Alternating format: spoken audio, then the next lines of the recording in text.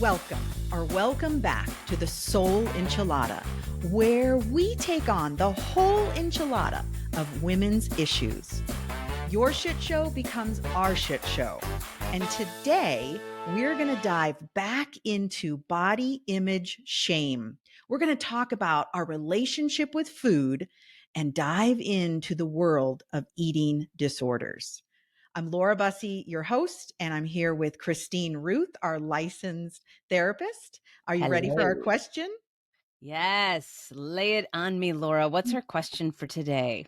Oh, it's so good. So a woman writes in and says, I'm worried about my daughter. She refuses to eat meals with our family, and she's constantly taking pictures of herself for social media.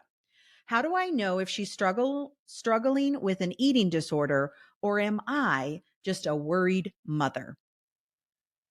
Ah, yeah. Gosh, it's hard not to be a worried mother. I like how she phrased that, right? Like, I'm always like, am I just anxious and neurotic, or is this a thing? Right? I totally get this, listener. And I appreciate having another stab at this. Last time we talked a little bit about emotional eating, and we talked a little bit about body image issues. And, I think that this has just become so ubiquitous. Like, it impacts everyone today. Like, I'm just thinking about, I was reading a study on adolescence, and that was recently done. And it said that 61% of all adolescents reported struggling with disordered eating. And, we said this in the last time, but, I think it's important to distinguish disordered eating from eating disorders. Like, eating disorders are what we commonly think of, as anorexia nervosa, which is not eating, restricting eating. We think of bulimia, which is, binging and purging. And then we binge eating, which is just binging, secretly often binging food and not purging. But disordered eating is such a big deal right now because, we live in an industry of social media and Instagram.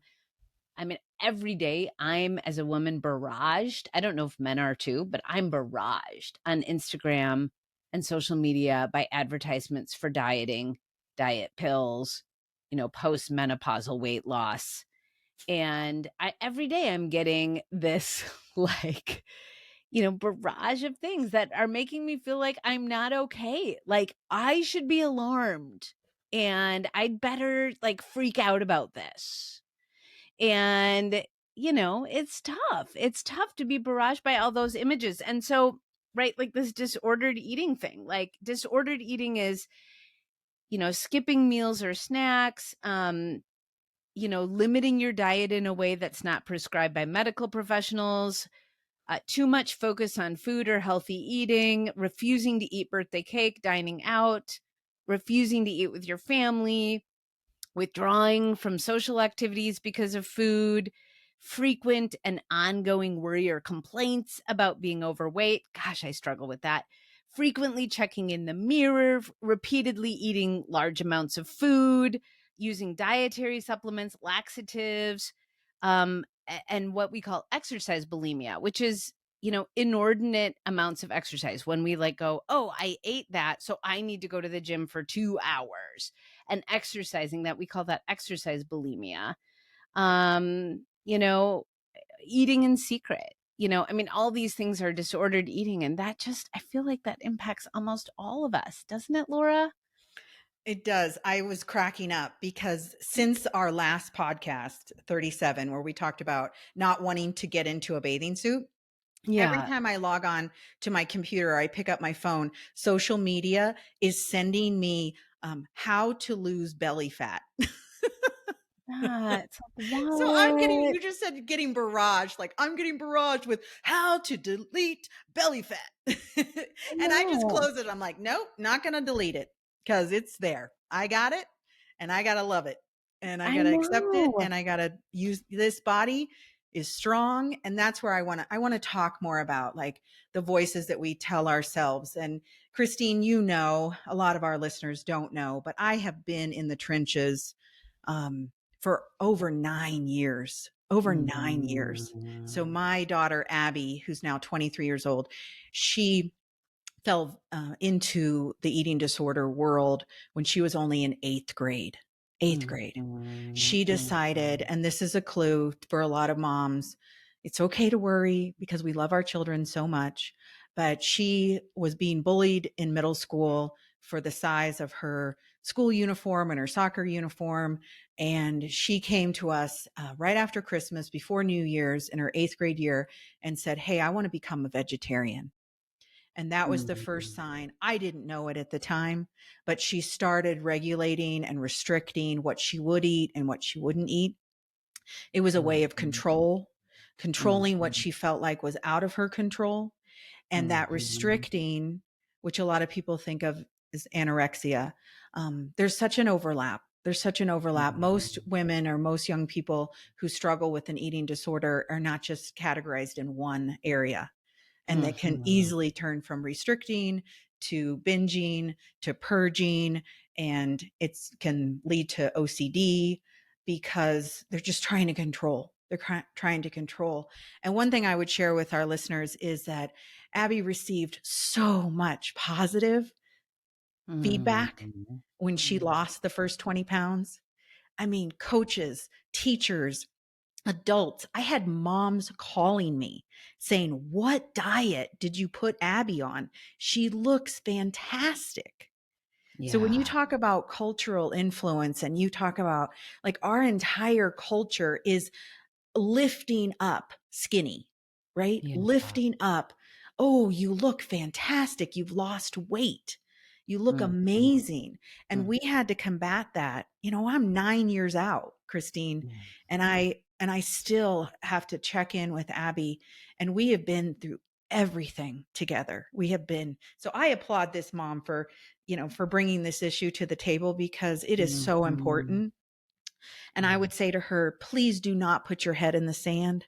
Please yeah, do not ignore. Please do not just think, wow, she looks fantastic. She's rocking out that bikini.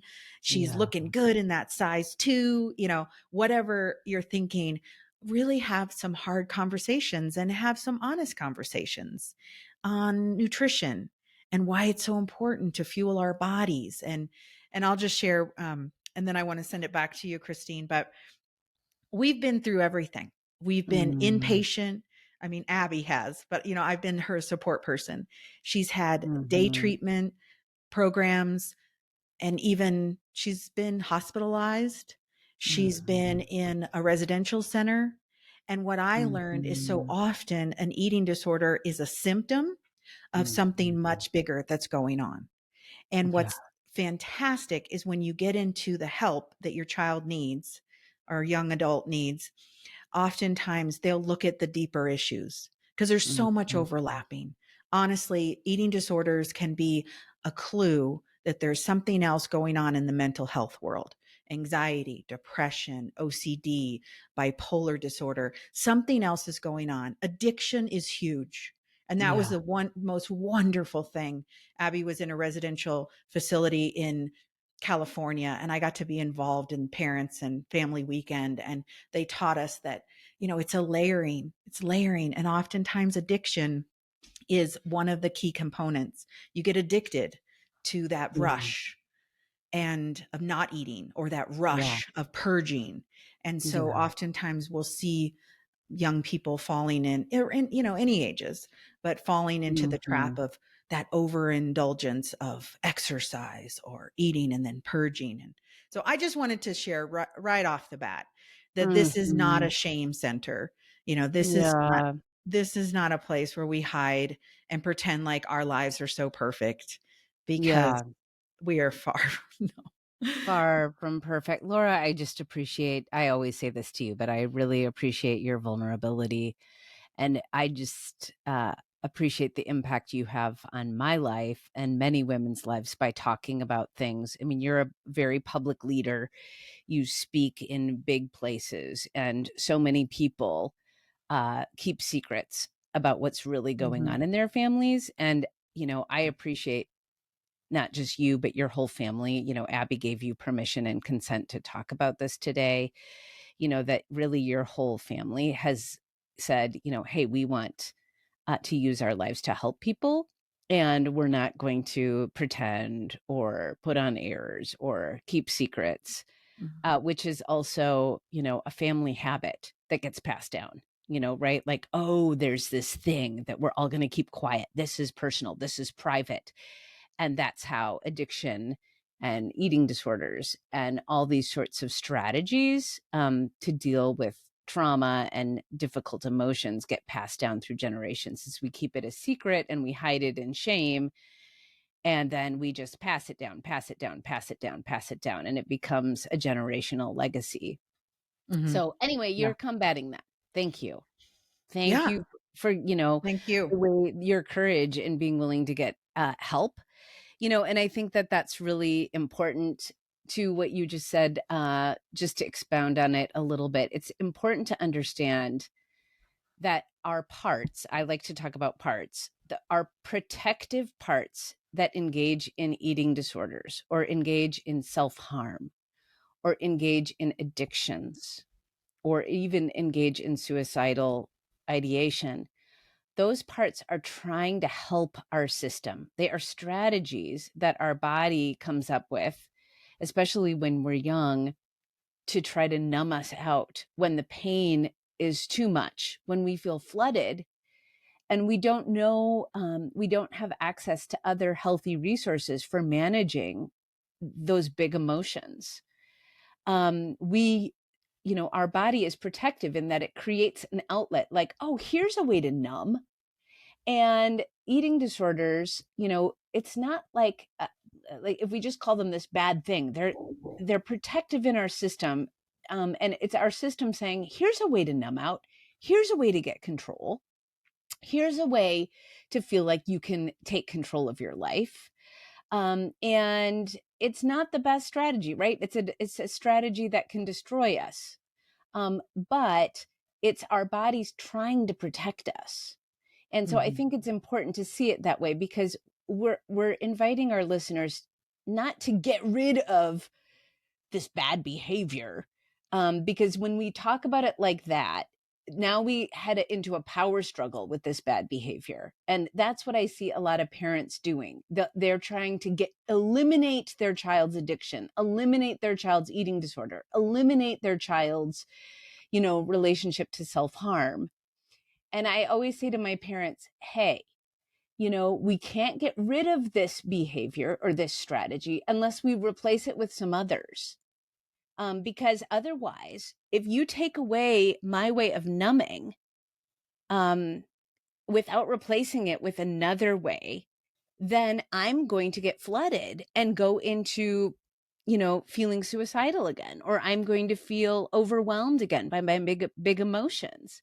And that's what happens to a lot of kids and adults in recovery, is they maybe conquer the eating disorder or conquer the self-harm or conquer the addiction, but they don't replace it with other helpful strategies. And then they get completely ambushed by their big emotions again and don't know what to do with it. And the people in their lives don't know what to do with it again, right? I was just working with a family yesterday whose child came out of an outpatient center to recover from alcoholism. And for whatever reason, they didn't talk to the family about replacing it. Okay, how am I going to, if I'm not numbing anymore, now I have all my big emotions again. And so this kid came home and was like freaking out and yelling and screaming and losing it. And they were like, oh, we actually liked our kid better when they were addicted. I mean, it's kind of funny, but a lot of families feel that way. Like, I prefer you when you're drunk. I prefer you when you're using your strategy because you're not screaming or reacting or acting like a crazy person.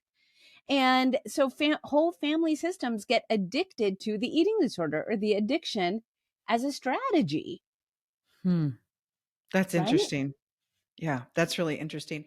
And that was part of our learning curve, was learning what to replace it with. And the Yeah. voices, like Abby had to learn the voice of the eating disorder. I called it Ed, Mm, evil devil, but yeah. ED, eating disorder, get it?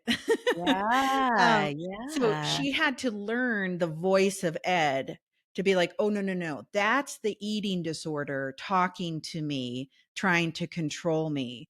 I need to listen to the voice within that is Yeah, teaching me how to intuitively eat, because our bodies teach us and tell us what we need. And yeah. for young women, calcium is so important. And if they're not laying down the calcium levels now, it's going to affect them in the future. And so that craving of milk or milkshake or yogurt or something could be your body just saying, I need cheese. You love that, Christine, don't Mhm. you? We love I cheese, love but cheese. I'm any so kind of cheese, give it to us. I have a Um, deep relationship with cheese. yes, Anyway, yeah, so it's replacing that voice with this other voice saying, what does my body need? yeah, What nutrition do I need? What protein, what calcium, what other nutrients do I need? And that gives a young person or a woman or anyone struggling with an eating disorder power. And that's what they mhm, want. They want the power. And instead yeah, of purging, getting rid of the food, it's like, no, this food is to fuel, this food is to help, this food is to strengthen and sustain so I can do other things that I want to do. For yeah, Abby, she really wanted to play sports and she couldn't play sports if she wasn't strong enough. And so it was this balance between what do I want? What do I need? And mhm, how do I create these new neural pathways in my brain that tell me what is true and what is mhm, right instead of a mhm, lie, believing those yeah, lies. And yeah, some of it was putting down her phone. Some of it was not looking at her phone, not yeah, getting caught up in social media like a lot of her other friends were in high school. And yeah, she had to learn new strategies, learn ways to mhm, calm her body down through meditation, a repetitive, some people would say prayer or repeating mantras and getting in tune with her other five senses to calm mhm, her nervous system down, figuring yeah, out how to rest, and then mhm, listening to her true identity. yeah, Who does, we believe in God. What does God say about you? You know, yeah, you're beautiful, you're blessed, you're adopted, you're loved, you're chosen, you're called. You're called to a greater calling than just this one little part of you. It's mhm, there's a bigger call upon your life, you know. yeah, And yeah, we should say like this is a serious thing because you and I were doing research and eating disorders are number 2 cause of death, right? yeah, After opioid addiction and overdose, mhm, yeah, eating disorders, 10,200 people die a year from eating mhm, disorders. yeah, So I would just encourage this mother, get in there, ask the questions, get help. There's no shame in going to a counselor who specializes in eating disorder. And if you can't that's find right. one, maybe you live out in the country and it's hard to find a counselor, you can go to betterhelp.com. You can look online. Mayo Clinic has a ton of resources. Um, Mhm, mhm. Yeah. the- My sister works at the Emily program, in Minneapolis, where she's a marriage and family therapist and works with families, and I've learned so much from her, and, there are just so many amazing programs that help, men and women, uh, relate differently to food. And one of my favorite books that I love, and we'll put it in the resource list, is Women, Food, and God by Janine Roth. And I read that book many years ago, Women, Food, and God. I loved just the title. I was like, oh, this is interesting. Mhm, And one of the things that I was thinking about when I was reading this book is it was talking about how women often who have a disordered relationship with food are afraid to take up space in the world. Right? And so there's this sense of I'm not allowed to take up space in the world. I have to be a good girl. I have to keep myself small. And so it's almost like a symbolic way in which we diminish ourselves and try to make ourselves small. mhm, And I love in that book, she has all these meditations to help us learn to take up space, to take up emotional space, to take up physical space. And that rather than making ourselves smaller, which, Amy Cuddy has done all the studies on how women try to make themselves smaller. We crunch, we hunch, we fold in, just in meetings and such like that when we study women. And whether we take up space by putting our arms out, whether we take our space by being loud, whether we take up space by showing up and speaking our mind, whether we take up space physically. I mean, those are one of the key antidotes, like giving ourselves permission. Like, I'm allowed to be big. I'm allowed to be big in my volume. I'm allowed to be big in the space I take up. I'm allowed to be big in showing up. And maybe I wasn't allowed to show up in my family of origin because it wasn't safe. Maybe if I showed up in my family of origin, I got beaten or I got diminished or I got shamed. And so that often is, part of it is just giving ourselves permission. I get to take up space, darn it. Yes. And I know, right? I love that.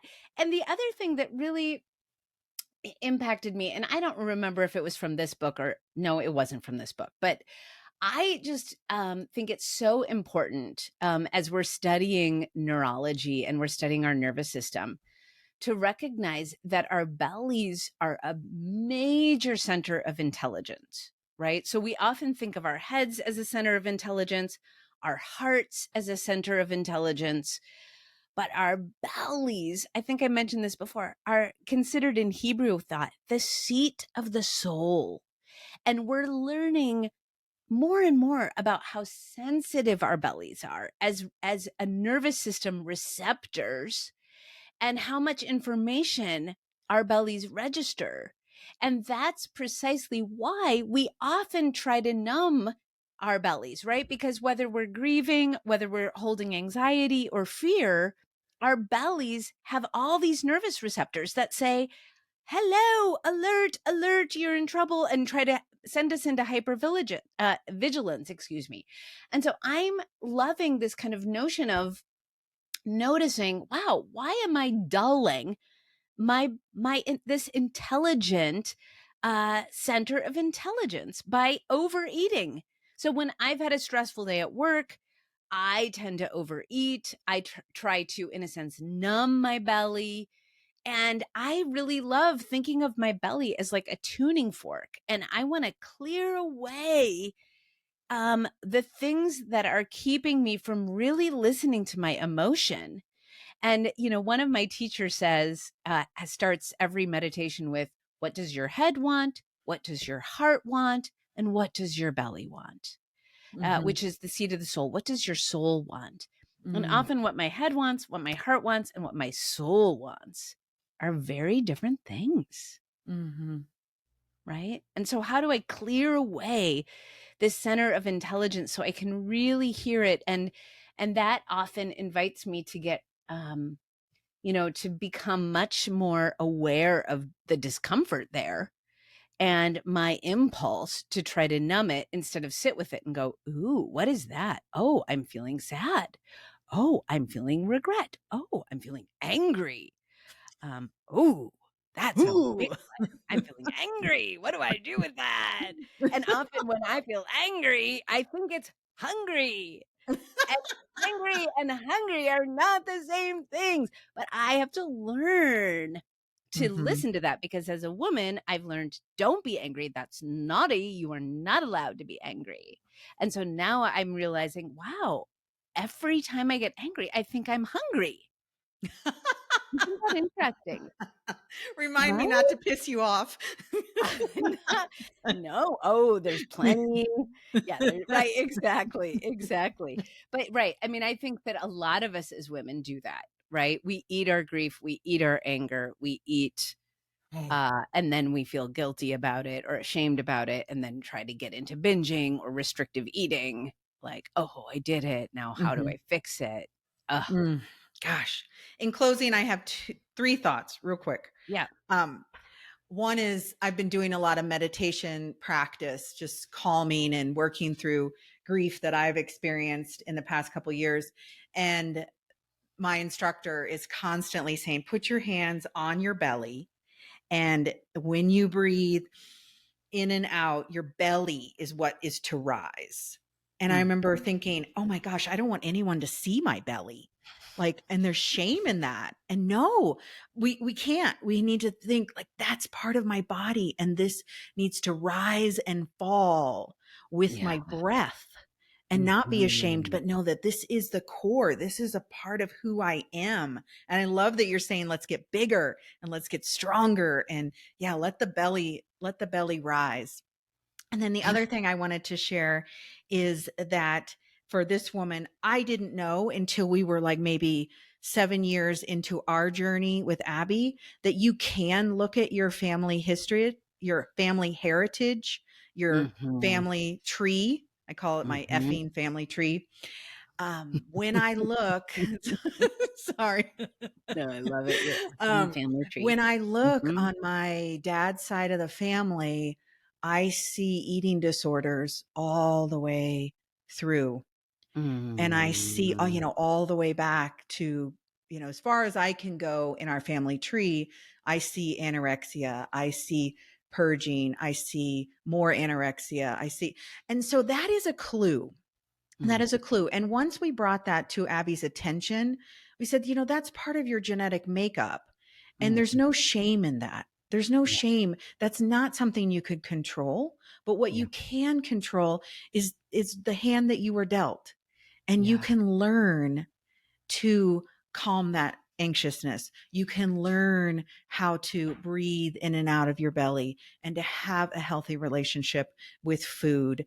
And it can be a great conversation starter to talk about, Yeah. you're not the first one in our family. And to share personally, like, what is your relationship with food? And when have you restricted? And when have you overeaten? And when have, and that just opens the door. You're right, to vulnerability, no shame, acceptance. And we should have more conversations like this, Christine. Yes, we should. Thank you so much, Laura, for sharing today. What a great conversation.